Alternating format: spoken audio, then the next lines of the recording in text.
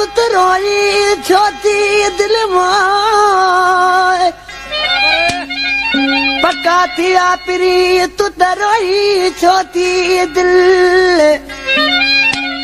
हाणे वेही सूरत सली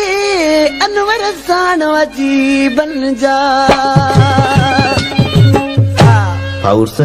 नाकामी में आशिक छा कंदो आशिक मानो दाऊ पियो करे बराबर से पियो तो संग दिल मानू जो होंदो बेवफा वो छा उनके कदर होंदो केड़ो उनके कदर होंदो कलाम पसंद कयो आ झंडे मरी खां ड्राइवर सादिक खासकेली सुलेमान खासकेली आशिक मानो ॾिसी छा पियो चेदा रोज राड़े खसवा मजबूर मानू छा कदो रोज राड़े खसवा मजबूर मानू छा आदते जे दाह दो मगरूर मानू छा कदो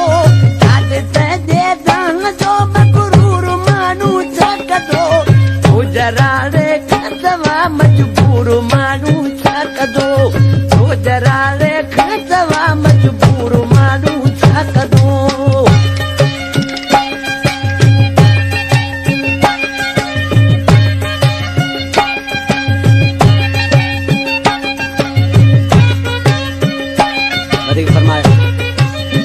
कलाम पसंद कयो आ मेरा रिंग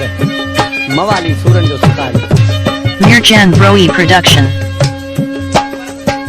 इन जमाने में हमेशा तेरे का जी तो मनी हो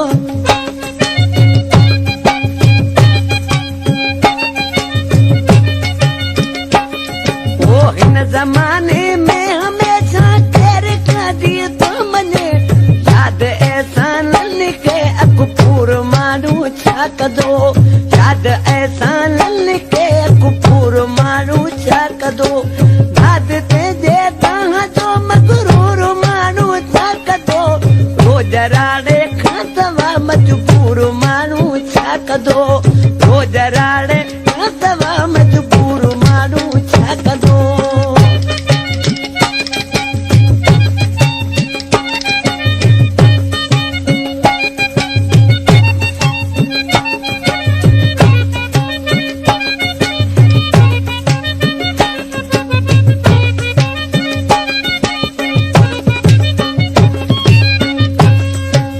चांदा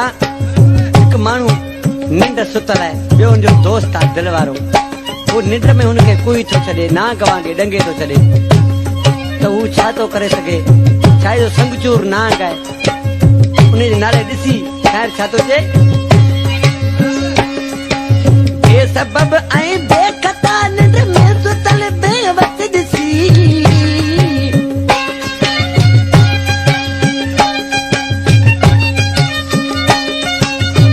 सबब आई बेकता निंड में सुतल बेवस दिसी सोच तो डंग जहाने संग चूर मानू छा कदो सोच ते जो डंग हने संग चूर मानू छा कदो आदते जे दाह जो मगरूर मानू छा कदो अए रोज राड़े खसवा मजबूर मानू छा कदो रोज राड़े खसवा मजबूर मानू छा कदो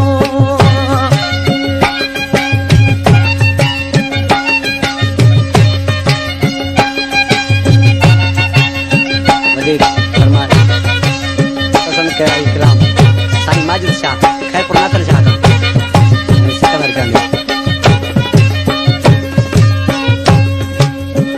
आशिक खे चवण लगा तो महबूब जूं शर्तूं न मञूं हूंदू तंहिंजे करे तोखां जुदाई कई आशिक से छा थो चए हर्ष चए दिल भर जो शर्तूं छो मञूं कहिड़ियूं न मूं